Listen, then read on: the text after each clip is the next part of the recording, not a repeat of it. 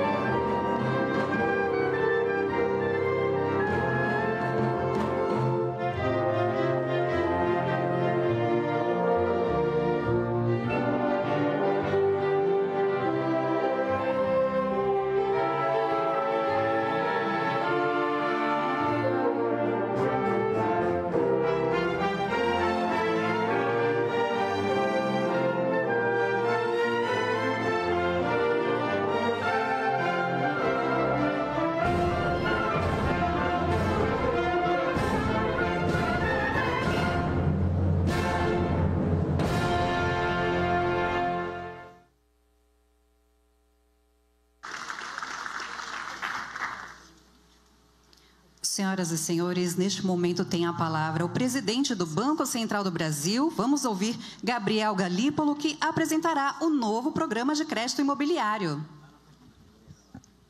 Bom dia a todos. Queria começar aqui saudando todas as autoridades, presidente Lula, vice-presidente Geraldo Alckmin, ministros, presidentes de associações de banco. Dizer que hoje é um dia muito importante de uma transformação estrutural na economia brasileira. Vocês sabem que crédito imobiliário é um dos indicadores mais importantes que tem para a saúde de uma economia. A força do crédito imobiliário é um símbolo de força da economia. E na vida das pessoas também. Geralmente, para todos nós, a nossa casa, é o ativo de maior valor, pelo menos de valor financeiro, que a gente consegue adquirir nas nossas vidas. É aquilo que a maior parte de nós deixa para os nossos familiares e é também utilizado na maior parte das economias como principal ativo para ser dado em garantia, para se conseguir ter um financiamento mais barato.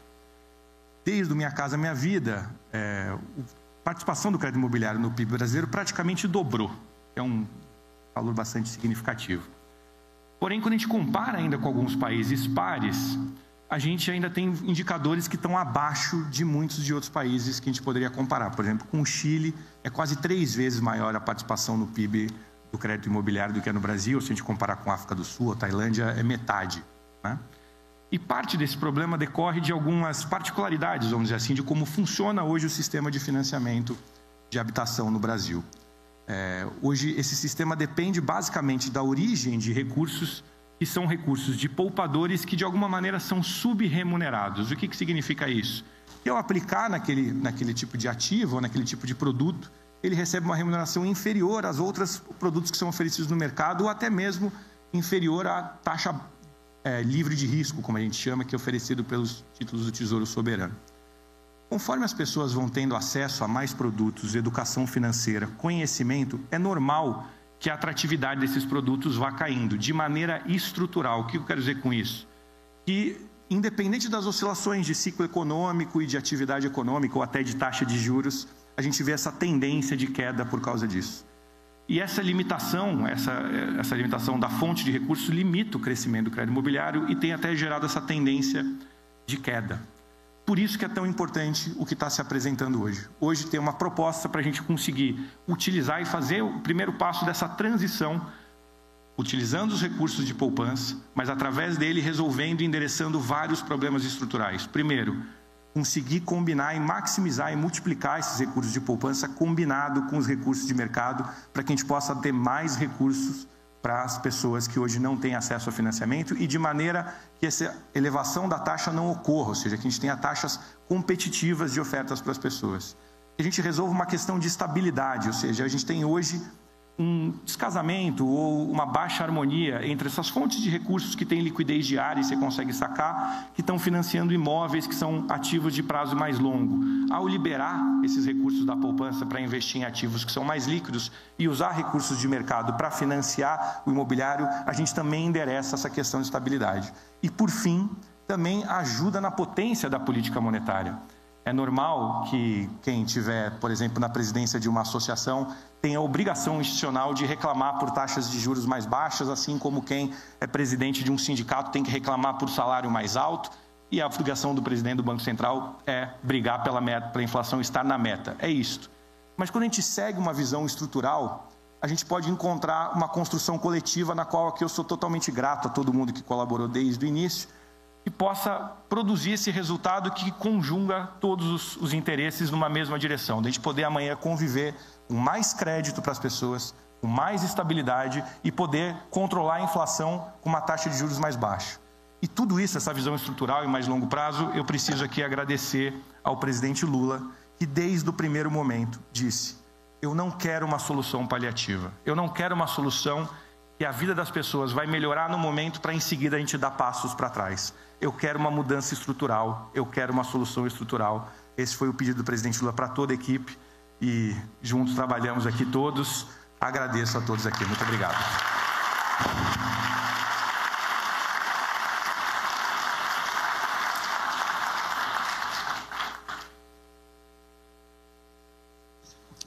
Neste momento, ouve-se o presidente da Associação Brasileira de Incorporadoras Imobiliárias, Luiz França.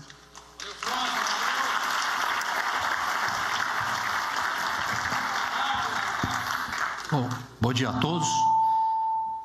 É uma grande satisfação estar aqui e gostaria de iniciar saudando aqui ao presidente Luiz Inácio Lula da Silva, ao vice-presidente Geraldo Alckmin, ao Fernando Haddad, ministro Fernando Haddad também, ministro Jader Filho, ministro Márcio Macedo, ministro Márcio Albuquerque, presidente do Banco Central, Galípolo, e ao nosso presidente da Caixa Econômica Federal, Carlos Vieira.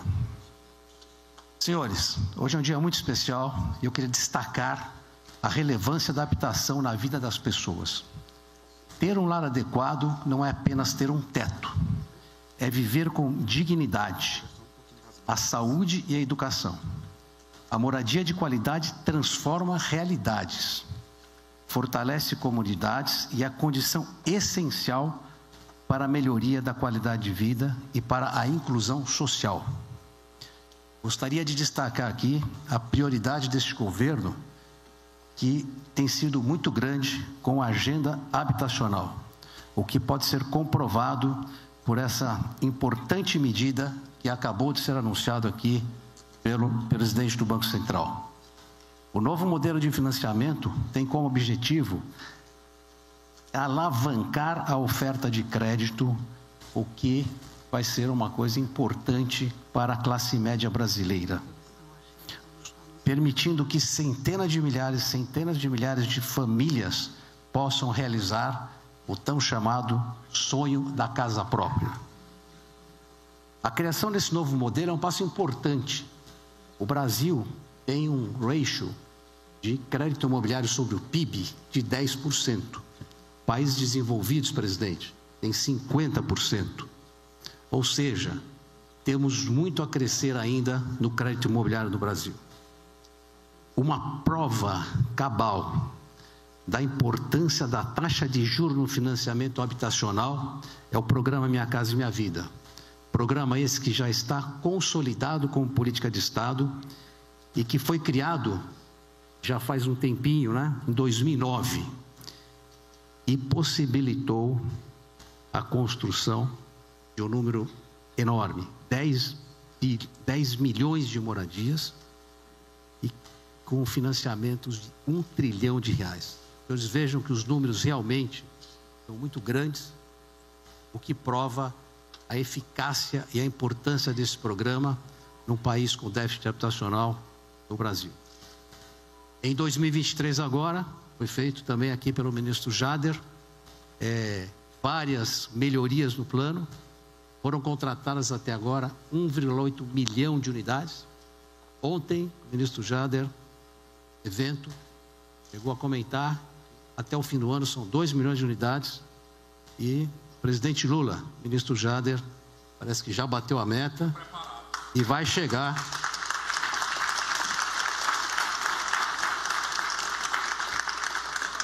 E vai chegar, disse ele, que vai chegar a 3 milhões de unidades até o final do ano que vem, o que é muito importante. Esse avanço, ele se reflete diretamente na economia e na sociedade. Foram gerados 2,8 milhões de empregos anuais através deste programa. O setor de construção cresceu 3,6% nos últimos 12 meses, contra um PIB nacional de 3,2%. Eu costumo dizer que o PIB da construção puxa o PIB do Brasil. Além de termos gerado 13% de empregos formais nesse ano, segundo o CAGED. Do ponto de vista de déficit habitacional, também, ele estava em 6,2 milhões e caiu para 5,9 milhões de moradias. Eu acho que é um número fantástico. Para 2025, temos o orçamento que foi anunciado, 180 bilhões, orçamento recorde, dividido em 12 bilhões de subsídios, 15 bilhões do fundo do pré-sal, e aqui eu ressalto o faixa 4. O faixa 4 já foi um avanço bastante importante, onde havia uma parcela da população desatendida, que são aquelas pessoas que ganham salário até 12 mil reais, e isso traz aqui, segundo as minhas contas, um número de 1 milhão de novas famílias para ter a capacidade de comprar sua casa. Então, eu finalizo aqui agradecendo a todo o trabalho e toda essa equipe de ministros, ao presidente do Banco Central, ao presidente da Caixa Econômica Federal, que tem feito em prol da população desse país, que é viabilizar a moradia digna para as pessoas que vivem no Brasil, para o povo brasileiro. Muito obrigado.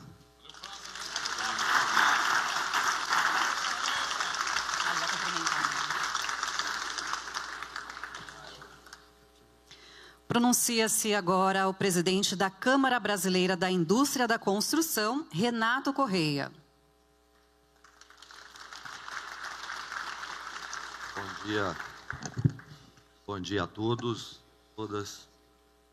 Quero iniciar cumprimentando nosso presidente, Luiz Inácio Lula da Silva, nosso vice-presidente Geraldo Alckmin, ministros Fernando Haddad, Jader Filho, Márcio Albuquerque, presidente do Banco Central, os colegas de associação aqui, Rodrigo Luna, Dança, parabéns aqui pelo curso, presidente da FEBRABAN, o Isaac. Pessoal, esse novo crédito imobiliário, presidente, é de uma relevância tão grande, mas não dá para falar só do crédito imobiliário. O que foi feito com o FGTS, junto com o crédito imobiliário, vai garantir acesso à moradia digna e de qualidade dos estratos mais carentes da população. Isso é que é importante. Essas mudanças do SFH se concentram na classe média, que estava carente de fontes seguras de financiamento. As duas medidas combinadas mudam o cenário da habitação no Brasil. Hoje é um dia que o governo aproxima o comprador do sonho da casa própria, cada vez mais. O papel nosso, das nossas entidades parceiras, foi contribuir com sugestões, as experiências de mercado, para que isso funcionasse.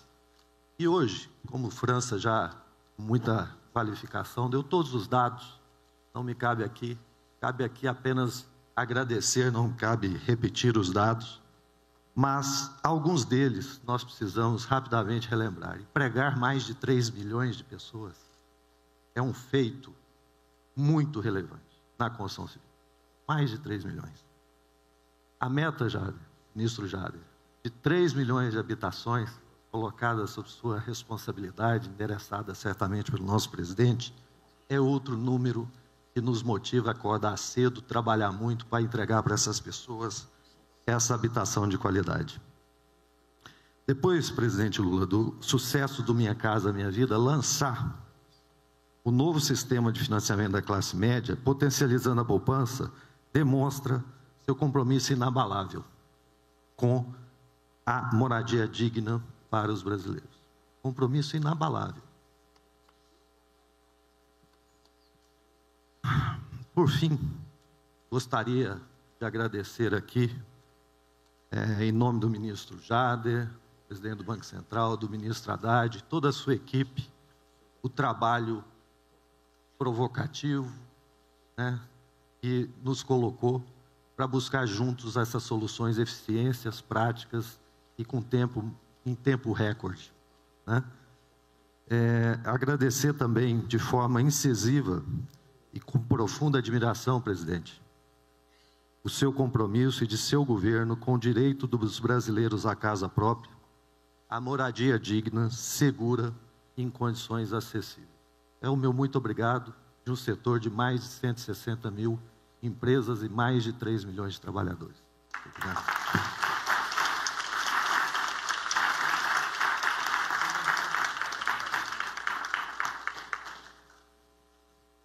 Pronuncia-se agora o presidente da Caixa, Carlos Vieira.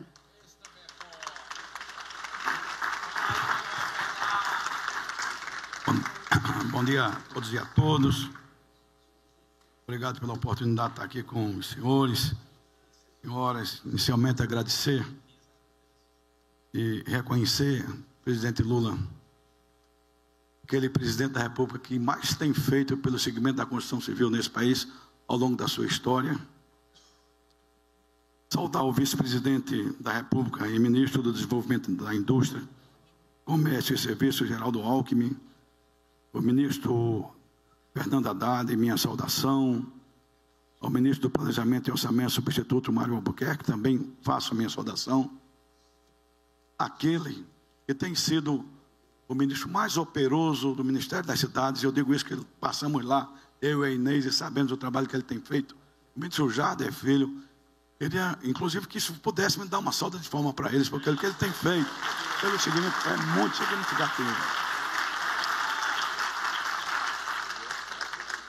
Saudar ao ministro Márcio Macedo, ao presidente do Banco Central do Brasil, o Gabriel Galípolo. Eu gostaria de só trazer uma pontuação sobre o presidente Galípolo. O presidente Galípolo ainda não era presidente do Banco Central quando eu fiz um convite para um evento de final de ano da Caixa Econômica, e nós discutimos exatamente as tendências do crédito imobiliário no Brasil. E o presidente Galípolo falou assim: Carlos, vocês vão se surpreender, porque a nossa intenção não é trabalhar no eixo conjuntural, é trabalhar no eixo estrutural do crédito ao mercado. Porque o crédito advindo do FGTS já está resolvido. Nós temos que resolver o crédito vinculado ao mercado. E isso está sendo feito hoje, conforme ele mesmo anunciou aqui. Ao presidente Isaac, da FEBRABAN, minha saudação. E em seu nome eu faço uma saudação a todos os presidentes de bancos aqui presentes. Ao presidente da Abraim, que é o Luiz França. Ao da CB, o Fernando, o Renato. Cumprimento a todos os representantes do setor do crédito imobiliário, do segmento imobiliário do Brasil, das incorporadoras, ao presidente do Secov, o Rodrigo Luna, aqui presente. Minhas senhoras e meus senhores, hoje é um dia muito especial para o segmento da construção civil, todos nós sabemos disso. Mas eu queria trazer um dado inicial para confirmar o que eu fiz na saudação ao presidente Lula. Em 2007,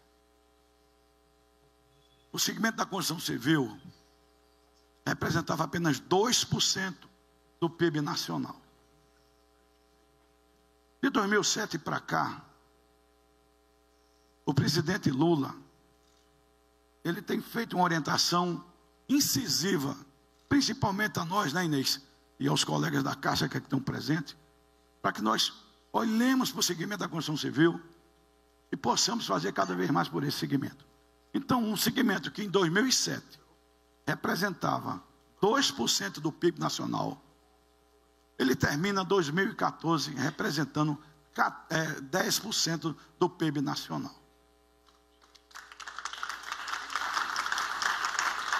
E não é por acaso que essas coisas acontecem. É com determinação, é com vocação para ver o que a sociedade precisa, o que o segmento precisa, que as coisas acontecem. Dentro das políticas desenvolvidas a partir de então, uma delas foi a Caixa reestruturar a sua participação no mercado de crédito imobiliário. Isso se deu com a retomada da Caixa nesse segmento há 20 anos, presidente, com o feirão da casa própria. Todos que estão aqui presentes, principalmente aqueles do segmento da construção civil, sabem o que foi o marco da Caixa ter trazido o feirão da casa própria. Na sequência, o senhor lança, em março de 2009, o grande movimento que trouxe a modernização para o segmento da construção civil, que foi exatamente o programa Minha Casa Minha Vida. Esse programa revolucionou, e nós discutimos há pouco com o presidente Galípolo, sobre o que o Brasil precisa do ponto de vista da sua área de infraestrutura para crescer, e uma delas é aumentar a produtividade. E esse segmento prova, por suas ações, que sim, é possível aumentar a produtividade, desde que nós possamos vislumbrar que existe fundos e fontes de financiamento para que isso aconteça. Eu vou dar um exemplo único de como a produtividade da área da construção civil nesse país aumentou. Nós fazíamos no início do Minha Casa Minha Vida 500 unidades habitacionais em 48 meses em média. Com a crença que o segmento teve nos programas do presidente Lula, na condução dada pelo Ministério das Cidades e no lado operacional conduzido pela Caixa, hoje nós fazemos 500 unidades habitacionais em média de 18 meses.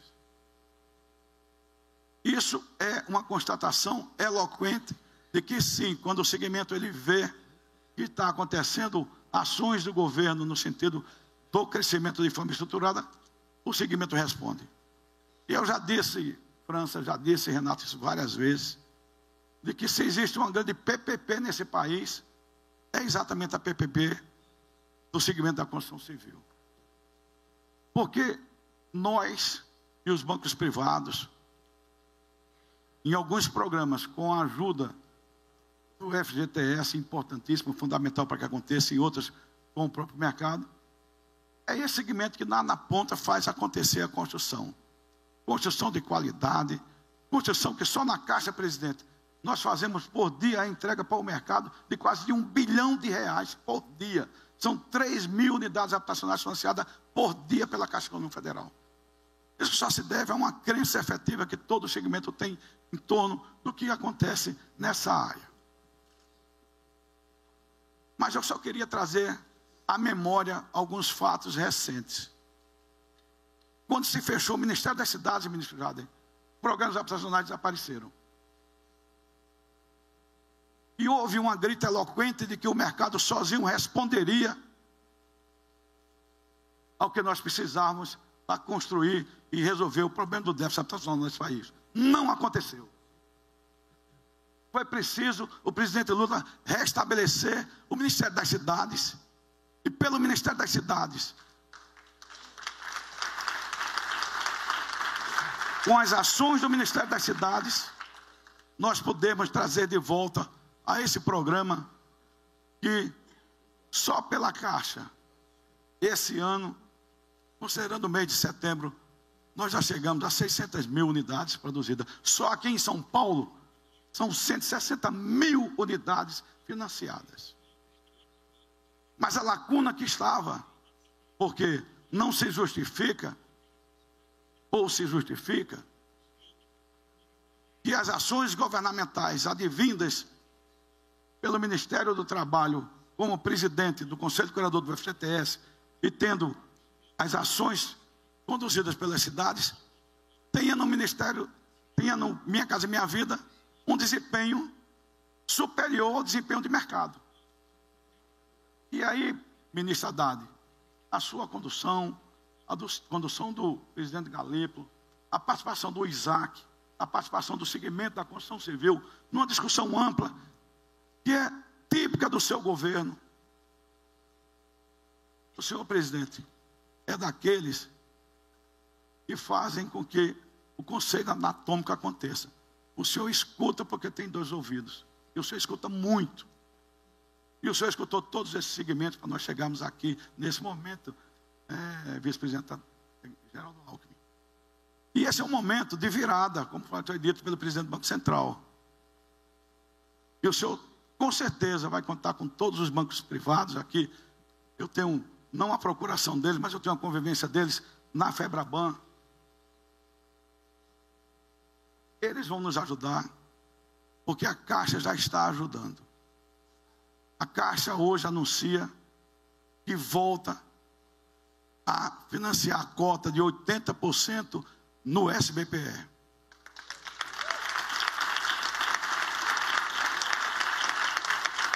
A Caixa hoje, não por uma ação dela, mas por uma ação do ministro Haddad, como presidente do Conselho Monetário Nacional, com o apoio do Banco Central, elevou para 2.250 o teto do financiamento no SFH. Então, são ações dessa natureza que, de forma conjunta, farão com que esse segmento que já acredita no seu governo, que já acredita no Brasil que vai para frente, já acredita nas ações dos bancos públicos e privados, terão muito mais condições de fazer a diferença que nós precisamos ter no segmento da construção civil, como grande alavancador desse país, fazendo o seu papel. Muito obrigado.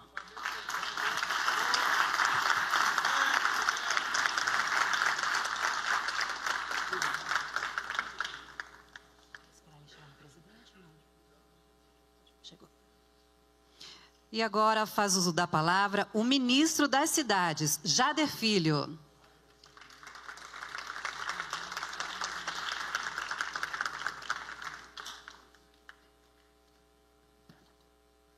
Bom dia a todos e a todas. Quero começar saudando o presidente Luiz Inácio Lula da Silva, saudar o nosso vice-presidente Geraldo Alckmin, saudar o querido amigo ministro Fernando Haddad, ministro Márcio Macedo, ministro Paulo Teixeira, ao presidente Gabriel Galípolo do Banco Central, ao querido amigo Carlos Vieira, que é presidente da Caixa, saudar o querido presidente da Abrainc, Luiz França, saudar o querido Renato, presidente da CEBIC, saudar o Isaac, presidente da FEBRABAN, o Rodrigo Luna, presidente da Secov, ao ministro Márcio Albuquerque, interino do Planejamento, aos empresários do setor da construção civil, aos representantes dos bancos. Quero saudar aqui a minha equipe, em nome do Ailton Madureira e do Guilherme Simões, saudar a querida Inês Magalhães, senhoras e senhores, saudar aqui, em nome do Boulos e do Marangoni, nossos parlamentares aqui do Alencar, nossos parlamentares aqui presentes. Presidente Lula, hoje eu sintetizo que esta reunião, senhoras e senhores, é uma reunião da certeza de que nesse governo ninguém fica para trás. Essa é a síntese do dia de hoje, presidente. E eu vou mostrar às senhoras e aos senhores por que eu digo isso. Quando nós chegamos, presidente Lula, no Ministério das Cidades, o programa Minha Casa Minha Vida havia sido extinto. E o principal público, presidente, que havia sido afetado com essa medida do governo anterior foi o público das rendas mais baixas desse país, fundamentalmente as famílias, do que nós costumamos dizer, talvez para alguma das senhoras e para os senhores seja uma coisa distante, mas para nós do setor, falamos que trabalhamos com o setor, falamos que é o faixa 1, que são as famílias que ganham até R$ 2.850. E aí, presidente, a partir de ações que nós fizemos dentro do Ministério das Cidades, com a retomada do programa Minha Casa Minha Vida, nós identificamos que nós tínhamos algumas ações, além do retorno do programa, que precisavam ser realizadas. Como, por exemplo, o aumento do valor do desconto, que é o dinheiro que nós damos a fundo perdido às famílias, para que elas possam dar a entrada nos apartamentos, porque na maioria dos casos, presidente, a parcela do Minha Casa Minha Vida, ela é mais baixa do que o valor do aluguel. Mas as famílias não tinham, presidente, as famílias das rendas mais baixas não tinham, por exemplo, 30, 40, 50 mil reais para darem de entrada para que elas pudessem ter acesso aos seus imóveis, às suas casas, aos seus apartamentos. Então, nós elevamos o valor, esse valor chegou ao maior número da sua história, que é o valor de 55 mil reais. Nós reduzimos a taxa de juros, esse momento é a taxa de juros, é a menor taxa de juros da história de todos os programas habitacionais já feitos nesse país, onde o norte do Brasil tem 4% e o restante 4%, o norte e o nordeste do Brasil tem 4% e o restante 4,25%. Com isso, presidente, com essas mexidas, e mais a gente ter unificado os programas habitacionais pelo país, chamando estados, municípios, para contribuírem também, dando valores para que possam ser dado a entrada ou dando terrenos para que essas edificações, para que essas casas pudessem ser construídas, nós conseguimos fazer uma mudança histórica no programa, inclusive no programa Minha Casa Minha Vida, onde no ano passado, no ano de 2024, a faixa 1, a faixa mais baixa do segmento, foi responsável por 43% de todos os financiamentos que o Minha Casa Minha Vida fez no ano de 2024, foram da faixa 1. Então, a faixa que mais teve participação no Minha Casa Minha Vida foi as faixas mais baixas da nossa sociedade. E aí, presidente, seguindo nessa frase que eu estou aqui, senhoras e senhores, presidente Galípolo, falando sobre que esse governo não deixa ninguém para trás, nós temos uma diretoria, ministro Haddad, que trata especialmente do mercado, dentro do Ministério da Cidade, que trata da questão habitacional, dos números do Minha Casa Minha Vida e fora dele. E cada dia mais, a partir dos diálogos com essa diretoria dentro do Ministério das Cidades e com o mercado, presidente Lula, nós identificávamos que nós tínhamos um problema grave acontecendo na questão, fundamentalmente, das famílias da classe média. E aí, o senhor, sem ter nada desses recursos, o senhor já havia me cobrado e havia cobrado a outros ministros que nós buscássemos uma alternativa para fazer financiamento não só para as classes mais baixas da nossa população, também para a classe média. E aí, presidente, nós vínhamos desde o início buscando uma alternativa. O nosso problema era um problema que nós não tínhamos a fonte de financiamento, nós não tínhamos o funding. E aí surgiu a possibilidade, a partir de um diálogo meu com o ministro Rui Costa, de nós usarmos o recurso do pré-sal, do Fundo Social, para que nós pudéssemos financiar as famílias do que nós chamamos de Minha Casa Minha Vida. Alguns chamam de Minha Casa Minha Vida classe média, outros chamam de Minha Casa do faixa 4. E aí, presidente, o senhor ampliou a atenção a mais uma faixa da sociedade brasileira, que estava, por diversas razões, estava limitada pela questão da taxa de juros que hoje que é disponível dentro do mercado. E aí, presidente, faço aqui um parêntese para fazer um comentário sobre o que está sendo feito hoje pelo presidente Galípolo. Desde que nós iniciamos a nossa participação, a seu convite, para sermos ministro da cidade, nós viemos tratando com o Banco Central Brasileiro, antes da chegada do presidente Galípolo, e nós junto, a partir de diálogos com o setor, de diálogos com a nossa equipe, de que o recurso, o dinheiro do compulsório, seria a alternativa que nós teríamos, presidente, para que nós pudéssemos fazer a substituição dos recursos que vinham saindo da poupança. Tínhamos duas alternativas que nós dialogávamos com o Banco Central antes da chegada do presidente Galípolo. Uma era a redução da taxa de juros, porque na hora que nós tivéssemos a redução da taxa de juros, nós poderíamos conter, ou pelo menos, se não resolver, mas parcialmente dar a solução e a poupança não ver os seus recursos drenados na velocidade que vão acontecendo. E a outra era o uso do compulsório. Nenhum dos dois foi possível. Não nos deram sequer menor atenção em relação àquele pleito que foi levado pelo Ministério das Cidades à presidência do Banco Central. Com a chegada do presidente Galípolo, tudo muda.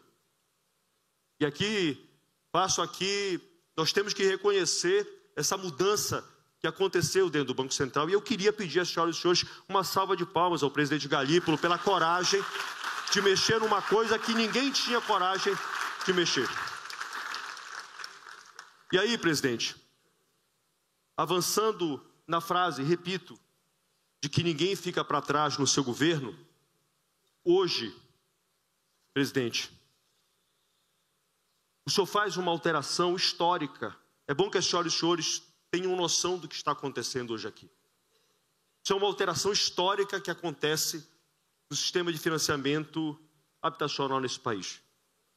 A outra grande mudança, presidente, que aconteceu foi na década de 60. Na década de 60 foi criado esse modelo, a partir da poupança no Brasil é criado. E hoje, presidente, uma certeza que todos que estão aqui nesta sala têm, de que a poupança nunca mais será a mesma. O senhor faz da mesma maneira que o senhor criou lá em 2009, o senhor revolucionou o financiamento de habitação nesse país, o senhor de novo faz uma revolução no financiamento da habitação nesse país, com essas alterações que o senhor faz hoje no compulsório. Mas aí, presidente, essa fala é uma fala muito complexa que a dona Maria, a dona Joana, pode não compreender. Mas a dona Maria e a dona Joana, que hoje, apesar de todos os esforços feitos pelo presidente Carlos Vieira, pela Inês Magalhães e por toda a equipe da Caixa Econômica Federal, que é onde hoje algumas dessas famílias da classe média... E aí, presidente, quando eu falo classe média, presidente, eu estou falando de famílias que ganham R$ 12.500. R$ 12.500, presidente. Eu vou lhe fazer uma pergunta, senhoras e senhores. Uma família de R$ 12.500 é uma família rica? Pois é. Essa família hoje, se ela for hoje em qualquer banco, ela dificilmente vai encontrar um financiamento para poder realizar o sonho da casa própria. E aí, presidente, com essa alteração que o senhor faz hoje na política habitacional desse país, só a Caixa Econômica Federal, e aí falo para a dona Joana, para a dona Maria, só a Caixa Econômica Federal vai aumentar em 80 mil novos financiamentos. 80 mil novos financiamentos justos, com juros de até 12%. E cabe, presidente Lula, cabe, senhoras e senhores, no bolso dessas famílias. É disso que a gente está falando. Da maneira prática, é isso que nós estamos dizendo. Esse é o recado que nós temos que dar para o Brasil. E aí, presidente, para mostrar ainda mais que ninguém fica para trás, para que ninguém fica para trás nesse governo, na próxima semana, o senhor vai estar tratando de um outro ponto importante. E um ponto que eu ouço o senhor falar, eu, Carlos e toda a Inês, todos ouvimos o senhor falar há muito tempo, presidente. Há muito tempo. O senhor nos cobrava isso há muito tempo e também com o advindo, ministro Paulo, do Fundo Social, do Fundo do Pré-Sal, a gente vai conseguir atender e atacar um outro problema real do Brasil, que é a inadequação habitacional. É aquela família que quer construir um banheiro e não tem uma fonte de crédito justa, presidente, para poder construir o banheiro. É aquela família que quer construir um cômodo para um filho ou para uma filha e não tem onde buscar esse recurso. É aquela família que quer ajeitar o telhado que está caindo e não tem alternativa alguma no mercado, na situação que nós temos hoje. E na próxima semana, presidente, o senhor vai fazer o maior programa de reformas que esse Brasil, e reformas e novas construções que esse Brasil jamais viu. E é isso que eu digo, presidente, ninguém fica para trás. Se o senhor vinha atendendo com Minha Casa Minha Vida as classes mais baixas e esse pedaço da classe média. Porque as famílias, e os senhores sabem bem disso, as famílias mais ricas do Brasil, os juros que nós temos posto aí não fica tão pesado no bolso delas. Mas uma classe média de uma família que ganha de um pouquinho mais de 12 mil até 20 mil reais, presidente, pesa muito. E o senhor está dando alternativa hoje para essas pessoas. Então, presidente, é muito importante o que nós todos estamos aqui. Estamos vendo mais uma revolução. A mesma revolução que aconteceu em 2009. A mesma revolução, presidente, que os que nos antecederam fizeram na década de 60. Mais uma revolução. O senhor está sendo responsável hoje com o lançamento desse novo crédito imobiliário para as senhoras e para os senhores que querem buscar a realização da sonho da casa própria. E ao final, presidente, eu queria fazer aqui um agradecimento. Um agradecimento e um reconhecimento. Muitos que passaram aqui me antecederam falando dos números do Minha Casa Minha Vida.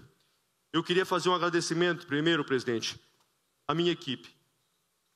Se não fosse a minha equipe, presidente, nada disso estaria acontecendo. E aqui tem duas figuras, presidente, importantíssimas nesse processo, que é o secretário executivo Ailton Madureira e o secretário de Habitação Augusto. E o outro, presidente, esse segundo agradecimento que eu faço. Nada disso seria possível, presidente. Nada. Sem a Caixa Econômica Federal e os seus funcionários. Nada. E aqui eu quero fazer, presidente, um agradecimento em nome do presidente Carlos Vieira, em nome da Inês Magalhães e do Serato, em nome deles, presidente, reconhecer o trabalho que o time da Caixa Econômica tem feito em relação ao nosso país. E finalizando, presidente, eu me sinto muito honrado num governo com a sua sensibilidade, porque precisou o senhor retornar, presidente, para que esse Brasil pudesse dar alternativa às pessoas mais pobres. E hoje, senhoras e senhores, é um dia histórico para o nosso país. Parabéns, presidente Lula, parabéns a todos que participaram desse momento.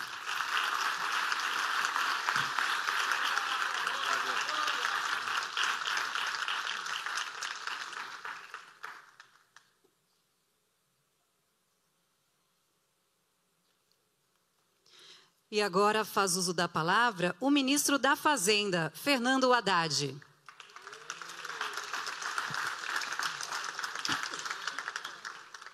Presidente Lula, vice-presidente Alckmin, colegas ministros, queria cumprimentar o setor aqui representado, na pessoa do Renato, do Luiz França, cumprimentar também a FEBRABAN, aliás, agradecer a FEBRABAN pela nota de ontem, esclarecendo o episódio no Congresso Nacional e deixando claro quem é quem no debate sobre as reformas que estão sendo feitas. Queria dar, presidente, nessa solenidade, uma noção geral do que está sendo feito em torno do crédito no Brasil. O senhor certamente vai ser lembrado, nesse mandato, na área econômica, pela reforma tributária sobre o consumo e sobre a renda. Não há dúvida que será o seu principal legado, porque uma reforma tributária sobre o consumo esperada há 40 anos se realizou no seu governo. Agora nós estamos concluindo uma parte importante da reforma tributária sobre a renda.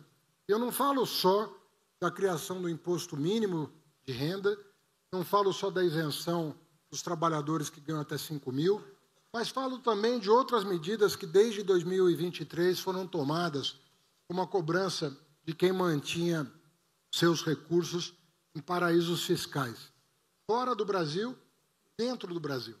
Porque o Brasil criou paraísos fiscais dentro da sua própria economia, não cobrando fundos fechados familiares que não pagavam imposto, numa anomalia que só acontecia no Brasil.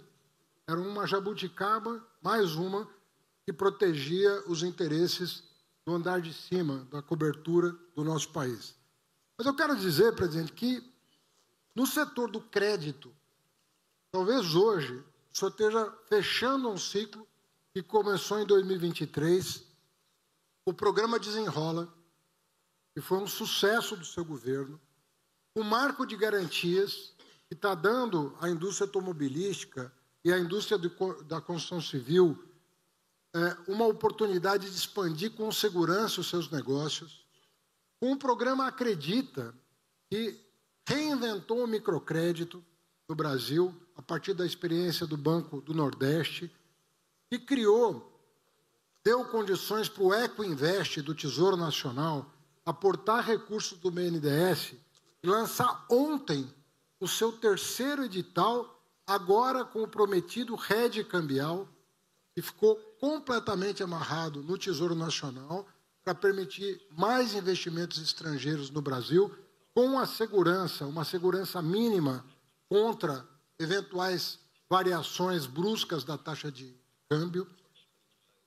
E agora, no dia de ontem, com a regulamentação do Fundo de Garantia, do crédito consignado, o senhor, com a decisão ontem do ministro Luiz Marinho, o senhor pôs de lado uma das maiores injustiças já cometidas contra o trabalhador brasileiro.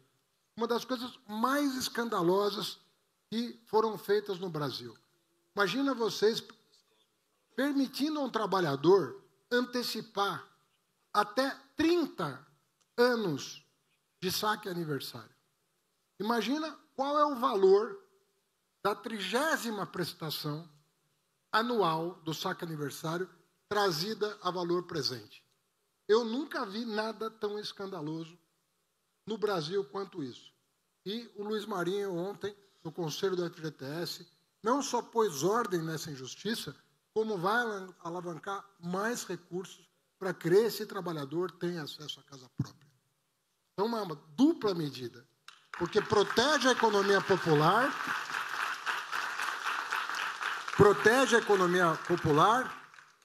e garante mais redução do nosso déficit habitacional. E hoje, graças ao Banco Central, nós estamos fazendo uma medida estrutural. Eu quero fazer uma pequena colocação aqui, para ser justo com o que está acontecendo. Nós poderíamos, presidente, atender o apelo não só do setor da construção civil, mas também dos bancos, de parte do setor financeiro, queria a liberação do compulsório. Queria a liberação do compulsório. Mas o que está sendo feito aqui é muito melhor do que meramente tomar essa decisão. O Banco Central apresentou um modelo estrutural de mudança do financiamento, garantindo que todos aqueles penduricalhos da poupança deem lugar a um projeto estrutural que vai canalizar o dinheiro mais barato da economia brasileira para a produção da construção civil. Isso é muito mais do que liberar simplesmente 10, 20, 15, 100% do compulsório. Não é disso que se trata. E num modelo que garante sustentabilidade e segurança para os financiamentos. Então, eu convido a quem não está aqui presente, a quem não teve a oportunidade de ler o voto que foi aprovado ontem no Conselho Monetário Nacional por mim, Galípolo e Simone, olhar o voto para ver a consistência do modelo.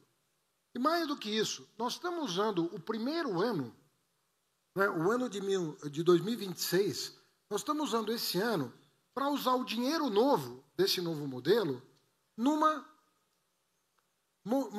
modelagem que vai garantir crédito barato com dinheiro novo e vai nos permitir testar os parâmetros que foram estabelecidos no voto e que vão ser, graças a esse acordo de Banco Central, Planejamento e Fazenda, reavaliados anualmente. E nós esperamos que o ano que vem, no final do ano que vem, as condições de política monetária estejam substancialmente diferentes das atuais.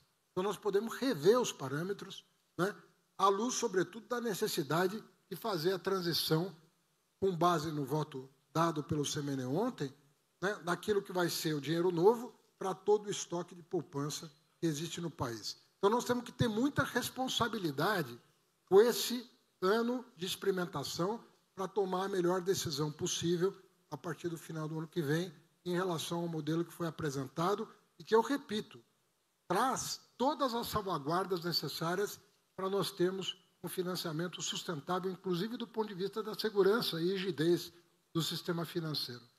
O senhor, portanto, presidente, o senhor está completando um ciclo de reformas de crédito que nós nunca, sem precedentes na história do Brasil. Ontem eu recebi o relatório do crédito ao consumidor. Nós, em 6 meses de crédito ao consumidor, superamos 20 anos de crédito consignado privado, pela formatação de um marketplace em que os bancos concorrem e a cada semana você vê a taxa de juros sendo reduzida em função do maior conhecimento das condições do trabalhador, um aprendizado também da consignação, que não é uma operação simples. Então, nós estamos falando aqui, não estamos falando de uma inovação, nós estamos falando de 10 inovações ao longo de 3 anos. Então, é a maior reforma do sistema de crédito brasileiro. Isso aqui é o coroamento, a decisão de ontem sobre a FGTS, decisão de hoje sobre a poupança, nós estamos coroando a maior reforma do sistema de crédito brasileiro. É disso que se trata. Então, fica na sua conta, presidente, a maior reforma dos tributos já feita na história desse país, a maior reforma de crédito da história desse país. Eu podia ficar aqui 1 hora relatando as outras reformas microeconômicas que estão sendo feitas em vários setores. Na questão da economia verde, na questão da economia digital, na questão do setor de seguros, várias outras reformas que estão garantindo um ambiente de negócio que promete. Agora, com o Redata, nós estamos com uma fila de investidores procurando ONS, Fazenda, Planejamento, Casa Civil, para investir no Brasil em economia digital. Então, nós estamos fazendo reformas que abrem uma condição para o Brasil de oportunidade, de atração de investimentos, como há muito tempo não se vê. Então, aqueles que, porventura, imaginam que, tentando sabotar o Brasil, vão deter o curso dos acontecimentos, eles estão equivocados. Não se ganha a eleição sabotando o país. Não se ganha a eleição impedindo o governo de fazer o bem. Nós vamos seguir a nossa vida, vamos seguir o nosso curso e vamos entregar um Brasil muito melhor. Muito obrigado.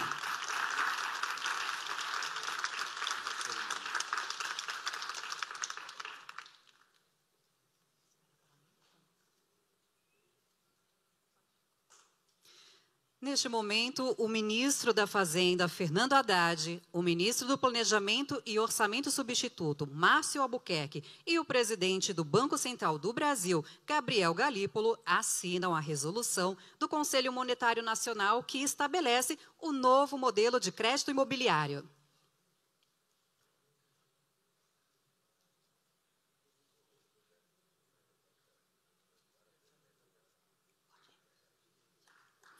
A resolução define novas condições gerais e critérios para a contratação de operação de crédito imobiliário pelas instituições financeiras e disciplina o direcionamento dos recursos captados em depósitos de poupança.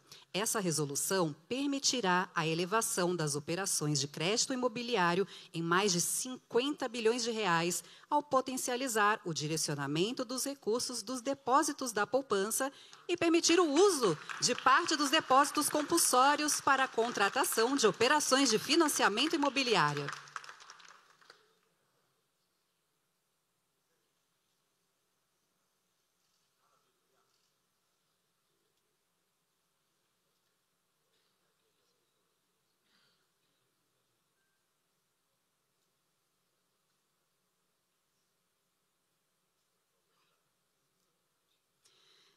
E agora tem a palavra o vice-presidente da República e ministro do Desenvolvimento, Indústria, Comércio e Serviços, Geraldo Alckmin.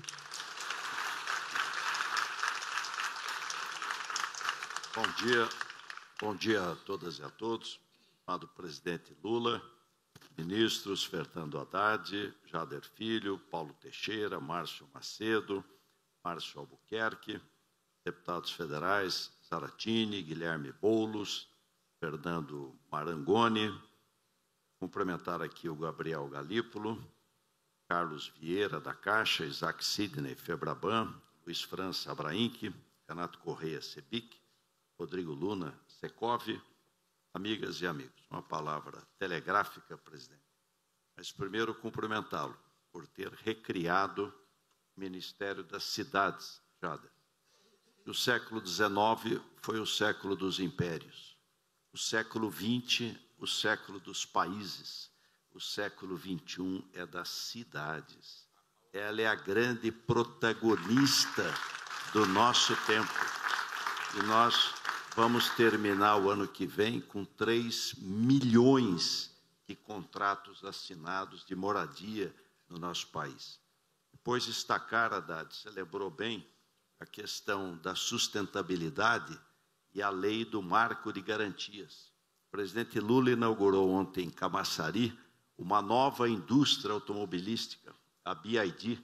Há poucos meses inauguramos em São Paulo uma outra indústria automobilística, GWM, Great Wall Motors. A lei do marco de garantias tornou o crédito mais seguro e baixou o spread. E o carro sustentável está vendendo 24% a mais nesse momento, zerando o IPI e sem gerar um déficit fiscal, porque compensa nos veículos mais poluidores. Estão ajudando o meio ambiente e ajudando a economia. Mas destacar o dia de hoje. Não é fácil comprar uma casa. Quem é rico não tem problema, mas o assalariado é difícil. O valor é alto. Me lembro quando comprei a minha casa em Pindamonhangaba, quando eu casei, foi a Caixa, Carlos, que me salvou.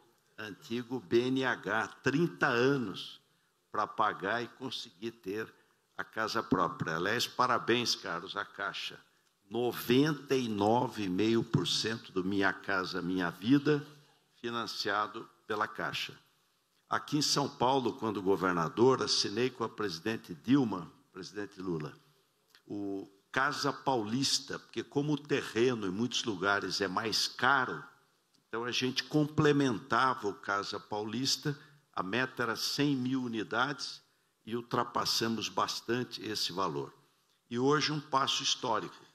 Nós estamos aumentando a oferta de crédito, 20 bilhões, estamos aumentando o teto para 2 milhões, atendendo classe média, e estamos modernizando o sistema brasileiro de empréstimos, o sistema brasileiro de poupança e empréstimo.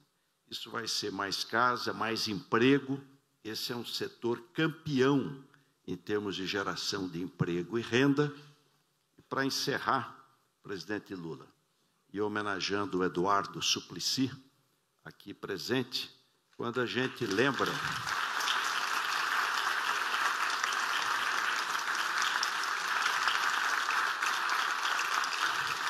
o Eduardo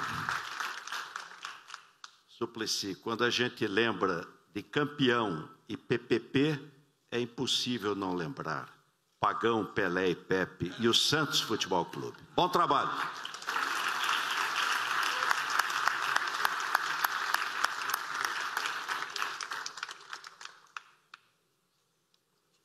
Senhoras e senhores, agora com a palavra o presidente da República, Luiz Inácio Lula da Silva.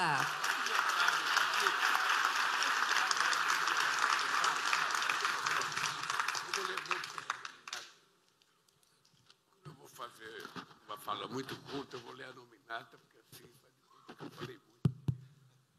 E também para agradecer as pessoas que nos acompanharam nesse encontro. Vou começar pelo meu querido companheiro Geraldo Alckmin, vice-presidente da República, ministro da Indústria e Comércio, o companheiro Fernando Haddad, ministro da Fazenda, o Márcio Albuquerque, do Planejamento e Orçamento,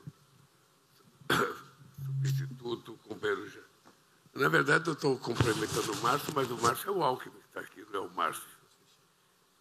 O Jader, o Paulo Teixeira, o Márcio Macedo, os deputados federais Alencar Santana, Carlos Zaratim, Fernando Maragoni e Guilherme Boulos, nosso querido Gabriel Galípolo, presidente do Banco Central, o Carlos Vieira, presidente da Caixa Econômica, o Fernando Pimentel, que não está aqui. Está aí, cadê o Pimentel? Depois eu quero falar com você. Tá? O Pimentel, o Isaac, o Luiz França, o Renato Correia, o Rodrigo Luna, deputados estaduais Alfredinho, do PT, Eduardo Suplicy, do PT, Donato, do PT, a vereadora Luna Zaratini, meus companheiros e companheiras, eu penso que era só importante a gente refazer um pouco a história. O companheiro Jade disse que tudo isso aqui aconteceu por causa do pessoal que trabalha com ele, que é muito competente. Aí disse também, pessoal, tudo que aconteceu também por causa do pessoal do Carlos. Também disse que o pessoal, tudo isso está acontecendo é por causa do pessoal da Caixa, que é muito competente, e eu vou dizer porque isso aqui está acontecendo de verdade. Isso aqui está acontecendo de verdade, Jader, porque um belo dia, o Haddad e eu fizemos uma reunião com os bancos. Estava presente o Itaú, o Santander, o Bradesco, estava inclusive o BTG presente. Quando a grande reivindicação, o Isaac acho que estava presente, era para que eu liberasse 5% do compulsório destinado exclusivamente à habitação. Com base naquela reunião, eu fui chamar o Galípolo para dizer para ele qual era a expectativa da gente liberar 5% do compulsório. E ele falou, eu tenho uma coisa melhor do que liberar 5%, é liberar todo o compulsório. Bem, o dado concreto é que dessa reunião surgiu essa proposta de crédito que nós estamos fazendo hoje para o mercado. Da mesma forma que surgiu o crédito consignado. O crédito consignado, no meu primeiro mandato, ele surgiu depois de uma reunião com os bancos na Febraban. Na época, o presidente, acho que chamava-se Gabriel, e estava lá o Roberto Setúbal, estava o Lázaro Brandão, e eu fiz uma pergunta, por que o trabalhador não tinha direito a um crédito mais barato e ele tinha dificuldade? Às vezes o trabalhador não conseguia nem entrar no banco. E eles me falaram, é porque não tem garantia. E foi com base nessa garantia que a gente ofereceu a folha de salário como garantia para que a gente pudesse fazer o crédito consignado. Então, as coisas acontecem nesse país quando você tem um governo que tenha vontade de ouvir, e ao ouvir as coisas, ele tem a vontade de fazer as coisas andarem para frente. Porque se vocês analisarem uma fotografia do Brasil, vocês vão perceber que o nosso país é um país muito empobrecido, apesar da gente achar que não. E muita gente faz muitas críticas às políticas de inclusão social que nós fazemos. Muita gente diz, nossa, é muito dinheiro para a Bolsa Família, é muito dinheiro para pé de meia, é muito dinheiro agora para o gás, é muito dinheiro para reduzir a energia, é muito dinheiro. Acontece que nós somos uma sociedade em que 90% do nosso povo, praticamente, ganha menos que R$5.000 por mês. Agora, com a aprovação do imposto de renda, do mapa, ficou muito mais claro. No Nordeste brasileiro, 91,4% das pessoas ganham menos que até 5 salários mínimos. No Norte do país, 85,1% ganha até 5 salários mínimos. No Sudeste, que parece rico, 72,3% ganha até 5 salários mínimos. No Sul, que também parece rico, 70,8% ganha até 5 salários mínimos. E no Centro-Oeste, 68,6%. O lugar onde as pessoas estão melhor de vida é em Brasília, que 48% ganha até 5 salários mínimos.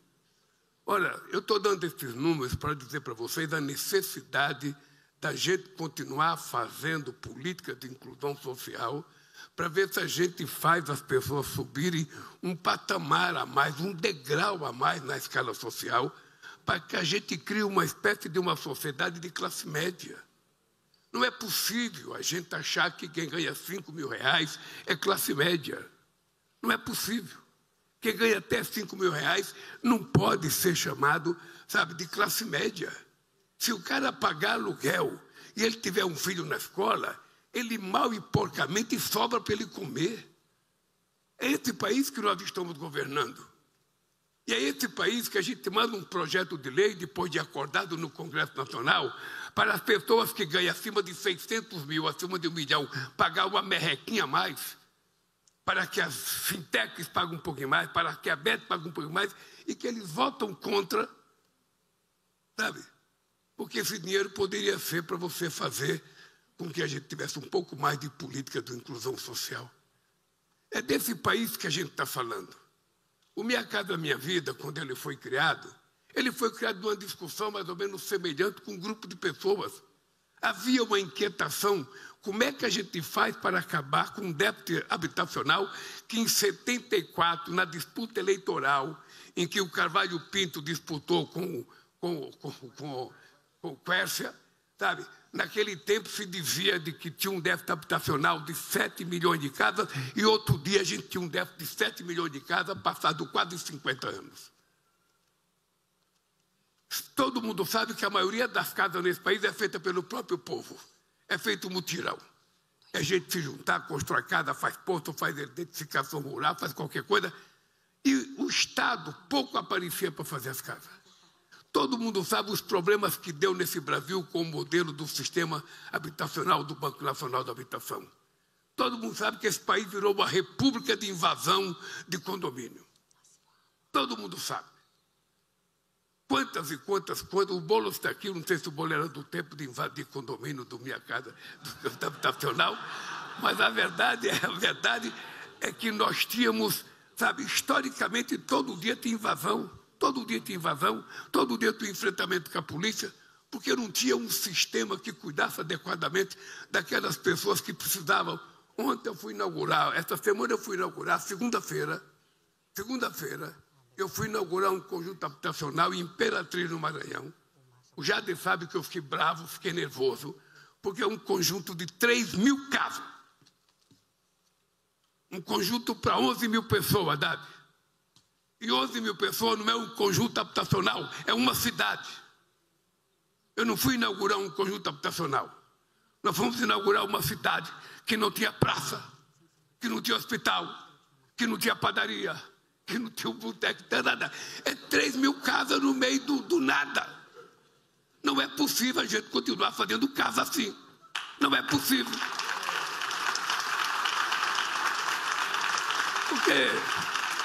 Não é porque a pessoa não pode pagar que a gente vai tratá-la com desrespeito. Então, assumi um compromisso com o Jader, que em março eu chamei o Jader, chamei o Carlos, presidente da Caixa, chamei o prefeito da cidade, e os 4 do meu lado eu assumi o compromisso. Em março eu vou votar naquele conjunto habitacional. Você acredita que ele está parado desde 2014 e não tem uma árvore plantada? Uma árvore plantada. Se tivesse plantado, já tinha dado até caju, jabuticaba, jaca, qualquer coisa, mas ninguém plantou. Não é assim que a gente vai tratar as pessoas mais humildes nesse país. E quando eu falo as pessoas mais humildes, gente, quem está falando com vocês é um presidente que morou numa casa de 33 metros quadrados, com mulher, 3 filhos, 2 cachorros e uma sogra. E era o máximo, e era feliz, que era aquilo que eu tinha. O Suplicy conheceu minha casa, muitos aqui conheceram minha casa. Minha canelinha toda machucada, tanto bater para entrar na cama para dormir. Sabe, porque quando abria a porta do guarda-roupa não dava para passar. Quando abria a geladeira não dava para encostar no fogão. Então, o povo está muito contente, porque é o máximo dele. É o máximo. Então, como eu sei como é que as pessoas vivem, como eu sei como é que as pessoas podem morar numa casa dessa, nós temos que, no mínimo, dar conforto e, ao mesmo tempo, o Jader me mostra projeto de casa extraordinário. Tem conjunto habitacional extraordinariamente. O Minha Casa Minha Vida Comunidade tem casa de 60 metros quadrados, prédio de apartamento de 12 andares, com um ponte ligando os 2 prédios. Olha, está provado que é possível fazer as coisas melhor, basta que a gente resolva tratar as pessoas com respeito. E aí vem a inquietação da classe média. Aí vem a minha inquietação da classe média. Um trabalhador metalúrgico, um bancário, um químico, um gráfico, um trabalhador, sabe, da Caixa Econômica, sabe, um professor, ganha 10 mil por mês, 8 mil. As pessoas não ganham também como a gente imagina. Sabe? Então, essas pessoas não têm direito a comprar casa, porque eles nem são pobres, não estão na faixa 1, nem na faixa 2, Esses não ganham um pouco mais de 4, essas pessoas não têm casa para elas. Não tem. Então, a coisa mais comum, as pessoas falam, ô Lula, pô, pensa um pouco em mim. Eu sou metalúrgico, eu ganho 10 mil reais. Eu trabalho na Volkswagen, eu trabalho no Banco do Brasil, eu ganho 11 mil, mas eu não consigo comprar uma casa. Então, esse programa foi feito pensando nessa gente, pensando em dar àqueles que ainda não têm direito, o direito de ter a sua casinha um pouco melhor. Ele não quer uma casa de 40 metros quadrados, ele quer uma casa de 70, de 80 metros quadrados. Ele não quer morar nos Cafundó do Júlio, ele quer morar num lugar mais próximo de onde ele está habituado a morar. Então, o que nós vamos tentar fazer é adequar as dificuldades econômicas das pessoas, levando em conta o respeito à dignidade humana de morar no lugar onde pensa que é bom morar, ele acredita que é morar. É para isso que foi criado esse programa. E o outro programa que nós vamos lançar é o programa de reforma de casa. Esse é outro dilema. A pessoa falou, Lula, eu não quero comprar uma casa. Eu não quero comprar. Mas eu estou com a parede do meu quarto caindo, eu precisava reformar. O meu neto está morando comigo, eu preciso de um quartinho para ele. Às vezes até a garagem para o carro, porque no Brasil é o único país do mundo em que o carro tem casa e as pessoas não têm. Sabe, todo mundo que quer fazer uma casa, a primeira coisa que ele pensa é na garagem. E às vezes faz 2 carros, às vezes para 3. Então, sabe, vamos tirar a essas pessoas o direito dele ter um financiamento. Um direito dele chegar na Caixa Econômica Federal com facilidade, sem burocracia, sabe? Ele pegar, porque às vezes a burocracia demora mais do que a reforma. Então é importante a gente facilitar. Por que eu estou dizendo isso para vocês, companheiros? Porque eu acho que o Brasil está precisando de uma chance. Esse país está precisando de uma chance. E quem tem que dar chance para o país não sou eu, são vocês. Vocês percebem que as coisas demoram para acontecer no Brasil. Muitas vezes a gente consegue andar 1 quilômetro para frente e quando a gente menos espera, a gente voltou 2 quilômetros para trás. Vocês têm noção do que aconteceu nesse país nos últimos 6 anos? Vocês têm noção da semidestruição que esse país sofreu? Da falta de crédito, da falta de programa, da falta de objetividade. A gente teve que passar 2 anos tentando reconstruir. Tivemos que fazer uma coisa chamada PEC da transição, que não deve ter no dicionário brasileiro, porque não existe no mundo PEC da transição. Nós conseguimos, antes de governar, sabe, fazer o Congresso apresentar uma PEC para dar dinheiro para a gente governar. Porque a tranqueira que governava não cuidou disso. Não cuidou. E esse país está arrumado. Esse país está arrumado. E eu digo sempre o seguinte, digo para o Haddad todo dia. Veja, de vez em quando me incomoda muito o Galípolo. Me incomoda porque, sabe, se você pegar a chamada notícia de desenvolvimento no Brasil, de crescimento econômico, de crescimento da massa salarial, de crescimento do financiamento, você quase não vê notícia. Mas se você pegar déficit fiscal, é todo santo dia. Tem uma indústria de jogar desconfiança na sociedade brasileira. Como se quem está fora, sabe, tivesse responsabilidade e quem está dentro não tivesse responsabilidade. Ora, as pessoas não percebem que ninguém nesse país trata com mais responsabilidade a questão das contas públicas do que quem está no governo. Porque se não cuidar, quando sair vai ter tanto processo que vai passar a vida inteira respondendo processo. Porque está cheio de gente no Brasil que passa enquanto você está no governo, não faz nada. Você deixou o governo, aparece uma fila de processo contra você. Qualquer cara que dormiu bêbado na calçada, ele levantou, não tem o que fazer, um processo contra o Haddad. Negligência administrativa ou qualquer outra coisa mais. Então nós temos muita responsabilidade. Muita. Vocês me conhecem, sabem o seguinte, não tem mágica em economia. Não existe mágica. Não tem ninguém que faça assim. Não tem gênio na economia. Se tivesse o Brasil, não tinha passado a miséria que passou. Então eu fico pensando, gente, imagina uma coisa. Esse país nunca teve reserva internacional. Nunca teve.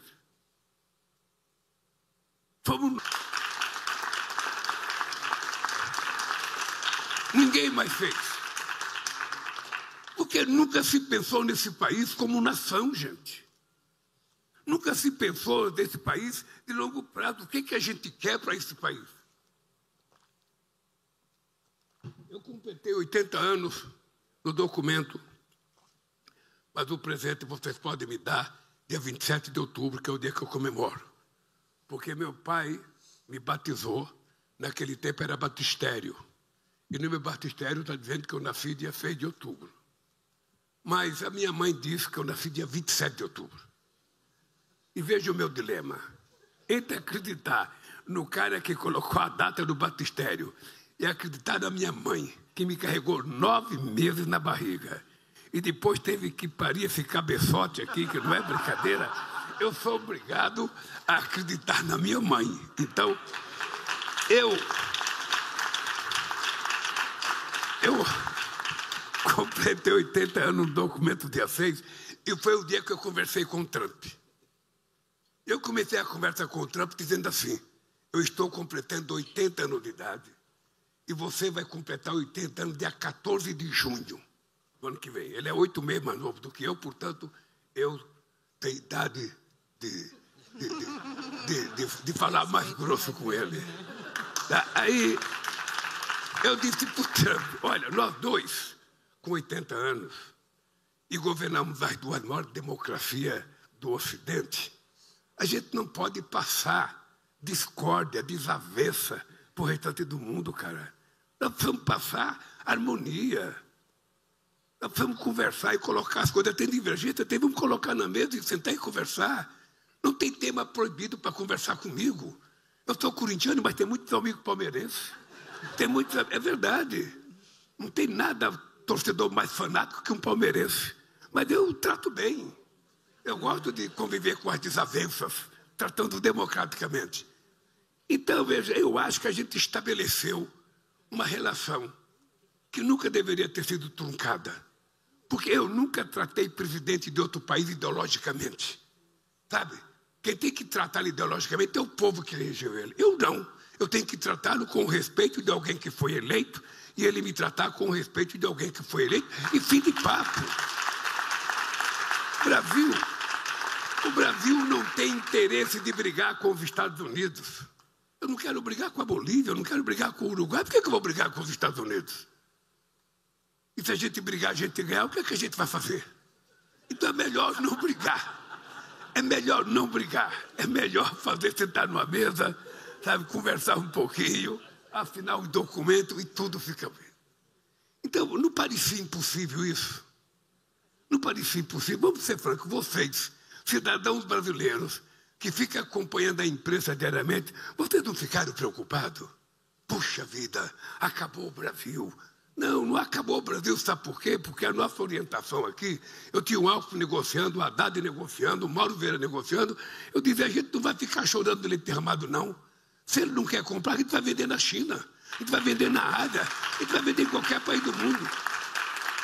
Eu estou indo para a Indonésia na semana que vem. Vou para a Indonésia, vou para a Malásia, vou participar do Congresso da ASEAN e vou lá para vender os produtos brasileiros. Sabe? Se quiser vender carro, eu vendo. Se quiser vender café, eu vendo. Se quiser vender laranja, eu vendo. Se quiser vender roupa, eu vendo. Ou seja, porque não dá para a gente ficar dependendo de um país ou do humor de um presidente de outro país. Essa relação é importante porque no mundo ninguém respeita quem não se respeita. Ninguém respeita quem não se respeita. Se você acha que lambebota te ajuda, vai cair do cavalo. As pessoas respeitam quando as pessoas percebem que você tem autoridade moral, tem caráter. Assim as pessoas te respeitam. É dentro de casa com os filhos, é dentro de casa com a mulher, é na família da gente, na vila que a gente mora, no local que a gente trabalha, nas empresas que vocês governam. Se você é um empresário que não te faz respeitar pela tua secretária, você está desgraçado. Então, é esse mundo que nós temos que criar no país. O Brasil está precisando de uma chance. Uma chance. A gente não pode crescer e cair, crescer e cair, crescer e cair. A gente tinha acabado com a fome em 2014. Em 2014, a ONU anunciou o Brasil está fora do mapa da fome. Eu votei em 2023, tinha 33 milhões de pessoas dentro do mapa da fome outra vez. Agora nós acabamos outra vez em 2 anos e meio. Aliás, eu vou para a FAO agora, sábado à noite, na segunda-feira, fazer um discurso lá sobre o fim da fome outra vez no Brasil. Mas você veja um país em que as pessoas ganham 90% até 5 mil reais. Nós precisamos elevar. Quanto mais essas pessoas ganharem, mais eles vão comprar casa, mais vocês vão melhorar a qualidade de casa, vai melhorar a qualidade do carro, vai melhorar a qualidade do televisor, vai melhorar a qualidade da comida, vai melhorar a qualidade da roupa das pessoas. Esse é que é o país que nós queremos construir. Esse é o país. O país não comporta mais banquirrotos. O Brasil não começa mais pessoas que prometem, e quando você vai ver, não tem nada. E isso só vai ser resolvido se a gente colocar o pobre no orçamento da União. O pobre tem que estar no orçamento da prefeitura, o pobre tem que estar no orçamento, sabe, do Estado, o pobre tem que estar no orçamento da União. Se ele não estiver no orçamento, ele é tratado como invisível. Como invisível. Eu fui uma vez entregar uma casa no canal da Malária. Aqui alguém deve saber, lá em Recife, Olinda. Eu cheguei numa casa, a casa que tinha, não sei se ela tinha 30 metros quadrados, mas quando cheguei na casa, me deu um desespero. Eu fiquei falando para o governador e para a Maria Fernanda, que era presidente da Caixa, não é possível a gente entregar uma casa dessa em nome do governo. E a mulher do lado falava, presidente, não reclama não, isso é o céu para mim, presidente, vamos lá ver onde eu moro, isso é o céu para mim. Eu não sou adepto da teoria, sabe, de que é melhor pingar do que secar. Eu não sou adepto dessa ideia. Ah, você tem que morar mal porque era pior. Não. Mas, gente, eu morei num quarto de cozinha quando eu vim de Pernambuco para cá. Eu morei num quarto de cozinha na Vila Carioca. O Alckmin deve saber onde que é a Vila Carioca. Na frente do armazém do IBC. Eu morei num quarto de cozinha com 13 pessoas. Então, sabe, eu cansei de miséria. Cansei. E eu acho que a gente tem que dizer que ninguém gosta de ser pobre, ninguém gosta de morar mal, ninguém gosta de se vestir mal, ninguém gosta de comer mal. A gente só não é melhor porque a gente não pode. E quem é que pode ajudar? O Estado. É isso que nós temos que fazer. Eu quero parabenizar vocês que se assumem o compromisso de construir essas casas junto conosco. Porque a gente não acreditava que fosse possível fazer um programa como Minha Casa Minha Vida. A gente não acreditava. Primeiro porque, na época, eu consultei a BIDIB e ela disse, eu só posso fazer 200 mil casas, é um grande programa. Um grande programa, 200 mil casas, num país de 200 milhões de habitantes, não é grande coisíssima nenhuma. O Guido Mântica falou que 500 mil casas. 500 mil casas é pouco. Só passou a ser grande quando lembramos de 1 milhão de casas. Agora nós estamos falando em 3 milhões de casas até 2026, contratar até o final de 2026. Ainda é pouco. Porque vocês estão adquirindo conhecimento, mais conhecimento tecnológico, é preciso melhorar cada vez mais a qualidade da casa, inovação. Sabe? Não pode fazer a mesma casinha de sempre. A casinha sem muro, casinha, sabe, que não tem uma porta de ferro, sabe? É preciso respeitar as intimidades das pessoas. Eu fiquei famoso no Rio de Janeiro porque eu exigi criar a sacada do Pum. Sabe? Parece bobagem, mas eu falei e falo, a sacada do Pum.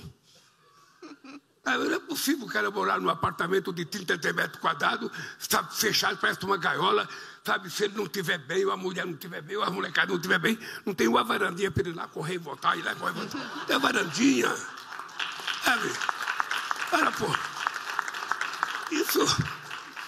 Isso é apenas respeito. Isso é apenas respeito. Então, gente, olha, eu quero dar os parabéns aos companheiros empresários que estão nessa jornada. Quero dar parabéns à Fazenda, ao Banco Central. Quero dar parabéns ao Ministério da Cidade, à Caixa Econômica. E quero dar parabéns, sobretudo, ao povo brasileiro. Espere que tem mais. espere que tem mais, porque nós vamos resolver os problemas desse país. Um abraço, gente. Boa sorte e obrigado. Está encerrada essa cerimônia, senhoras e senhores, e pede-se a todas e a todos que aguardem seus lugares, por gentileza, a saída do presidente da República. É isso, nós acompanhamos ao vivo o anúncio do novo modelo de crédito imobiliário. O evento em São Paulo teve a presença do presidente Lula. São novas regras para tornar o uso da poupança mais eficiente e ampliar aí a oferta de financiamento habitacional para a classe média. Atualmente, 65% dos valores depositados na poupança são aplicados pelos bancos no crédito imobiliário. Esse percentual vai aumentar e, a partir de janeiro de 2027, o total dos recursos depositados na poupança passará a ser referência para o volume de dinheiro